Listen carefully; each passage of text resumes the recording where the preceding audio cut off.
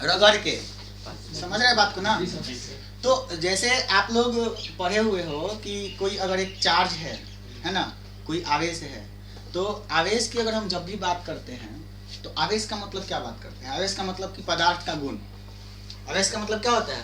पदार्थ का एक गुण। जैसे द्रव्यमान पदार्थ का एक गुण था, पदार्थ का एक गुण क्या था? मास उसका। पदार्थ का एक गुण क्या है? चार्ज। चार्ज भी पदार्थ का एक क्या है बेटा? गुण ही है। तो उसी प्रकार से जब बात करते हो आप आवेश का, तो आवेश ही पदार्थ का एक प्रकार का क्या है? गुण ही है। अभी आवेश उत्पन्न कैसे हुआ, इस आवेश को सबसे पहले कोई साइंटिस्ट ने देखा क्या होगा, मतलब सबसे पहले उस पर स्टडी किया होगा, है कि नहीं? इसका भी कहीं ना कुछ हिस्ट्री होगा, उस हिस्ट्री की भी बात करेंगे। और उसको बात करने से पहले मैंने आपको सीधा सीधी बता दिया था कि आप चार्ज की जब भी बात करोगे तो उसको दो स्टेट में रख के पढ़ोगे। एक जब वो डायनेमिक में होगा, एक जब वो डायनेमिक में होगा। डायनेमिक का मतलब क्या होता है? जब मोशन में होगा। मोशन का मतलब जब वो गति में होगा। और दूसरा जब वो स्टैटिक स्थिति में होगा। स्टैटिक पोजीशन का मतलब क्या होता है बेटा? स्टैटिक पोजीशन का मतलब क्या बोलते हैं उसको? रुका हुआ। क्या होगा? रुका हुआ। फर्स्ट बुक में जो आपको पढ़ना है, फिजिक्स के 12th क्लास के फर्स्ट बुक में इलेक्ट्रोमैग्नेटिज्म ही पढ़ना है। और इलेक्ट्रोमैग्नेटिज्म में सिर्फ और सिर्फ आप पदार्थ के किसकी बात करोगे? उसके चार्ज वाले प्रॉपर्टी की बात करोगे।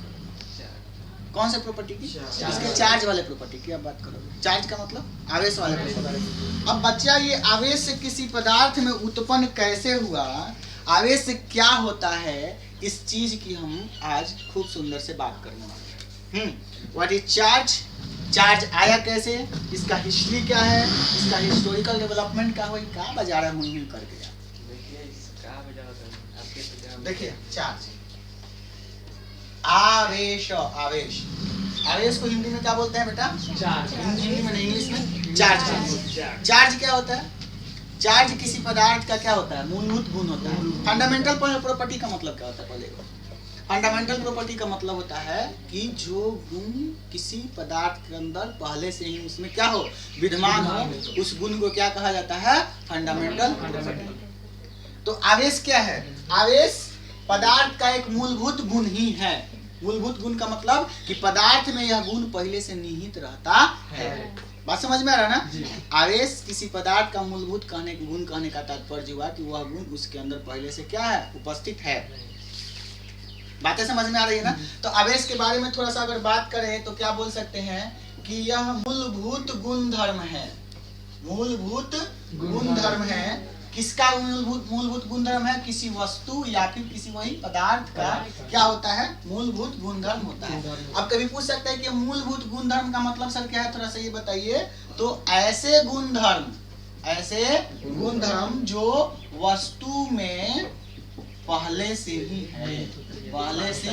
है, वैसा गुणधर्म जो वस्तु के अंदर पहले से ही उपस्थित होता है। जैसे द्रव्यमान, तो द्रव्यमान में आप ग्रेविटेशन प्रॉपर्टी पढ़ते थे, है ना? चार्ज में आप इलेक्ट्रोमैग्नेटिज्म प्रॉपर्टी पढ़ोगे। टोटली उसको डायनेमिक में रख के, उसको डायनेमिक में और उसको क्या बोलते हैं, रेस्ट में रख के। तो जब रेस्ट में रख के पढ़ोगे तो इलेक्ट्रोस्टैटिक्स पढ़ोगे, डायनेमिक में पढ़ोगे तो इलेक्ट्रोडायनेमिक्स पढ़ोगे। बात समझ में आ रहा है ना? अब सबका चैप्टर इंडेक्स भी हम कल बताए थे आपको, ठीक है? तो अगर बात करें बेटा कि मूलभूत प्रॉपर्टी का मतलब क्या होता है कि जो गुण किसी वस्तु के अंदर पहले से ही क्या रहता है भाई लोग, विद्यमान होता है। यानी कि फंडामेंटल प्रॉपर्टी की अगर कभी भी बात किया जाता है तो उस पे कोई भी क्वेश्चन मार्क लगाया नहीं जा सकता है। No question mark.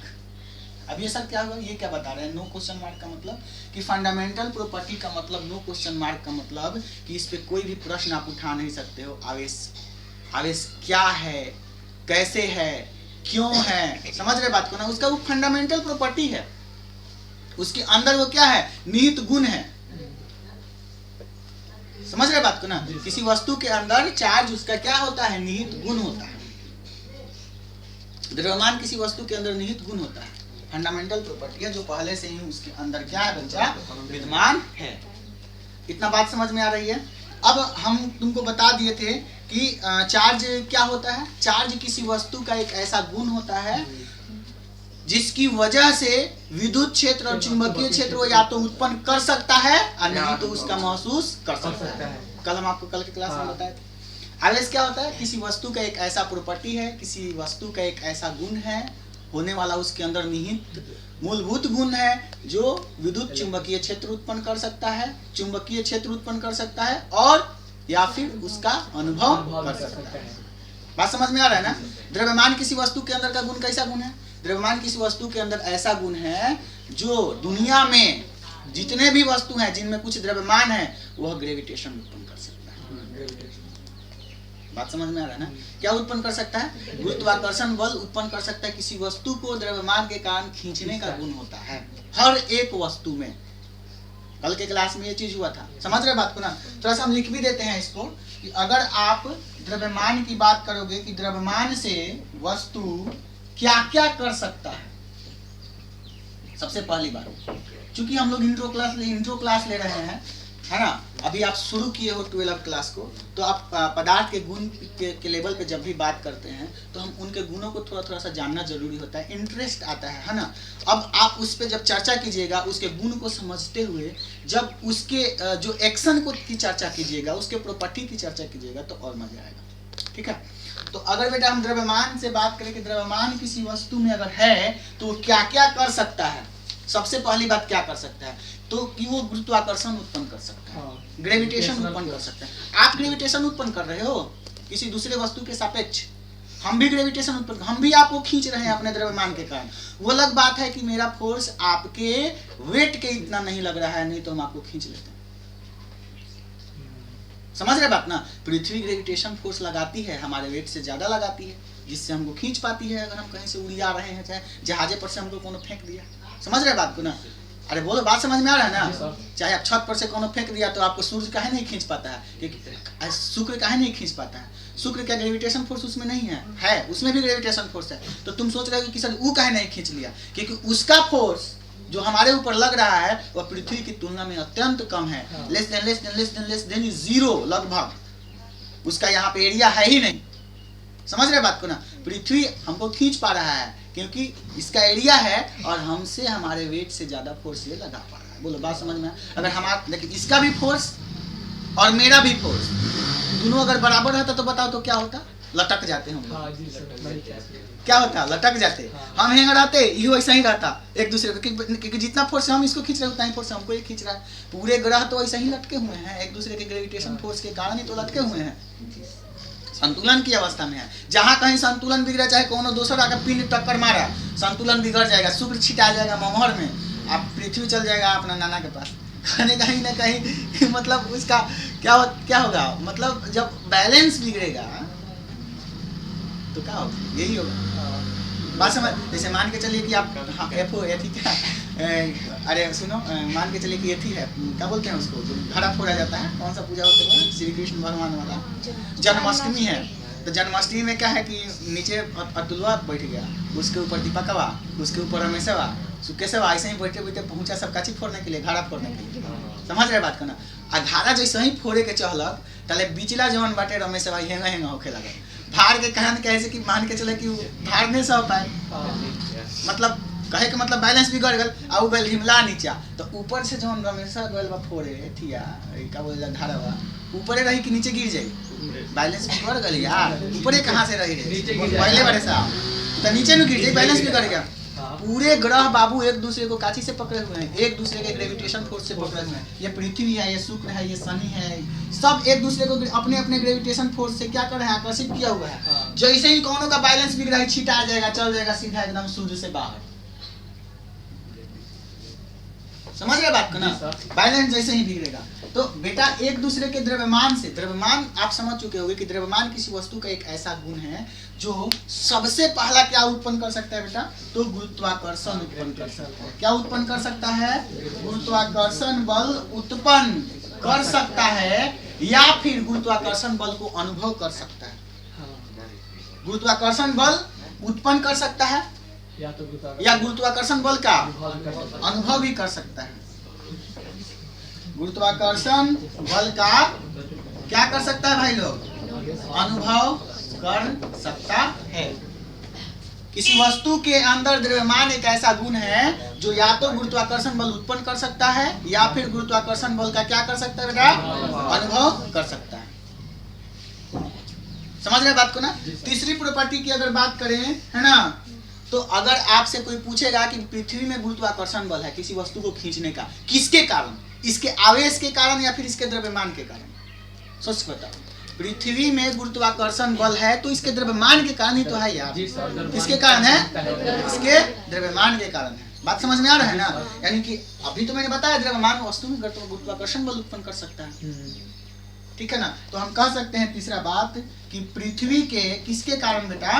द्रव्यमान के कारण ही उसमें क्या है, उसमें कौन सा बल है? गुरुत्वाकर्षण बल है। अब आपसे पूछे कि आप बोलो पृथ्वी के गुरुत्वाकर्षण बल का अनुभव करते हो कि नहीं? सोचो, करते हो कि नहीं? अगर नहीं करते तो तुमको छत पर से फेंकते तो तू धरती पर काहे लाता? तो तुम करता है कि नहीं अनुभव गुरुत्वाकर्षण बल का? जब अनुभव करता है तो किसके कारण कर रहा है अनुभव? अपने द्रव्यमान के कारण। अपने किसके कारण? अगर तुम्हारे पास द्रव्यमान नहीं होता तो तुमको धरती खींचता ही नहीं। अब पहली बात कि जब तुम्हारे पास द्रव्यमान ही नहीं होता तो तुम पदार्थ ही नहीं हो। मास होना किसी पदार्थ के अंदर जरूरी है। इतना बात खोपचा में जा रहा है जी सर। खामा हटा हुआ बार बार चोप हिया कहा लगा लो नीचे रखा 50 और बतेले वाली देखा था ये सब लड़की बांध सब कितना मनिया से बैठल बांध सब। हां मर्द खामा लगा लेता है मर्द बार बार देखो हो देखे कितना सीधा सा बैठा होता। डॉक्टर साहब के देखिए फिर खामा लगा लिए। डॉक्टर साहब दिखाओ तो कहे के मतलब है कि देखिए जब पढ़ रहे हैं तब रीढ़ कितना टेढ़ हो जाइए ना कुबर हो जाइए आयन सा हुआ कहीं से कि छोड़ दिया। नेचुरल समझिए बात समझिए उससे क्या हो गया वीडियो से क्या मतलब है। पढ़ाई कीजिए। देखिए चौथा अगर हम बात करें बेटा अब मान के चले कि वीडियो पढ़ रहे हैं तो ऐसा थोड़ी है कि हम पर नेचुरल पढ़ाना छोड़ देंगे। नेचुरल जरूरी है। नेचुरल क्या है? आदमी को हमेशा नेचुरल रहना चाहिए। चाहे सामने आपके सामने शेर है तो क्या हुआ नेचुरल रहिए। समझ रहे बात ना? वो अलग बात है कि शेर ऐसा वोल्टेज देगा कि भागेंगे तो समझिए। चौथा अगर बात करें है ना तो हम पृथ्वी के बोलो जल्दी से बेटा हम पृथ्वी के गुरुत्वाकर्षण बल का अनुभव करते हैं कि नहीं करते हैं? क्यों करते हैं? क्योंकि हमारे पास क्या है? हमारे पास क्या है? आगाज बढ़िया से कीजिए शुरुआत बढ़िया से कीजिए लाइफ में बहुत मजा आएगा। 2022 का शुरुआत हुआ है ना। 21 में समझ लीजिए कि बहुत सारे हम लोगों को समस्याओं से झेलना पड़ा है ना। स्टूडेंट को हर व्यक्ति को समस्या होगा। कोरोना तो समस्या खड़ा किया ही समझ रहे बात को ना।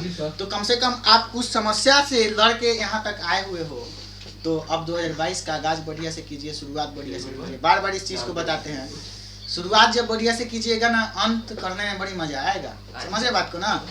चाहे आप छोटे चीज को चेस कर रहे हो या बड़े चीज को चेस कर रहे हो स्टार्टिंग जरूरी है।